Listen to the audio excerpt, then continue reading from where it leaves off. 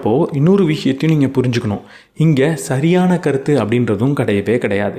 உங்களுக்கு யாரோ ஒரு நபர் ஃபினான்ஷியல் அட்வைஸ் கொடுக்க வராங்க அப்படின்னா, அவங்க பெரிய பணக்காரராக இருக்கட்டும், இல்லை நிறைய படித்தவங்களாக இருக்கட்டும், அதனாலலாம் அவங்க சொல்கிறது சரியான கருத்தாக ஆயிடாது. அவங்க சொல்கிறது அவங்க வாழ்க்கையில் அவங்க கற்றுக்கிட்ட பாடம் தானே தவிர, அது அப்படியே உங்கள் வாழ்க்கையில் திரும்ப நடக்கும்னு நீங்கள் நினைக்கக்கூடாது. அவங்க சொல்கிறத கேட்கக்கூடாதுன்னு நான் சொல்லலை. அதை நீங்கள் கேளுங்க, ஆராய்ச்சி பண்ணி பாருங்கள், உங்கள் வாழ்க்கை அனுபவத்தோட ஒத்து போகுமான்னு பாருங்கள். அப்படி ஒத்து போனால் மட்டும்தான் அது சரியான கருத்தே தவிர, சொல்லக்கூடிய நபர் மிகப்பெரிய ஆளுன்றனால சரியான கருத்து கிடையாது. அதே போல் உடனடியாக ஒரு பண ரீதியான கருத்தை முட்டாள்தனமான கருத்து அப்படின்ற முடிவுக்கும் வந்துடாதீங்க. நீங்கள் பணக்காரன் ஆகணும்னா கடினமாக உழைக்கணும், பணத்தை நிறைய சேமிக்கணும், பார்த்து இன்வெஸ்ட் பண்ணணும் அப்படின்றதெல்லாம் ஒரு பக்கம்தான். இதில் ரொம்ப முக்கியமான இன்னொரு தேவை இருக்குது.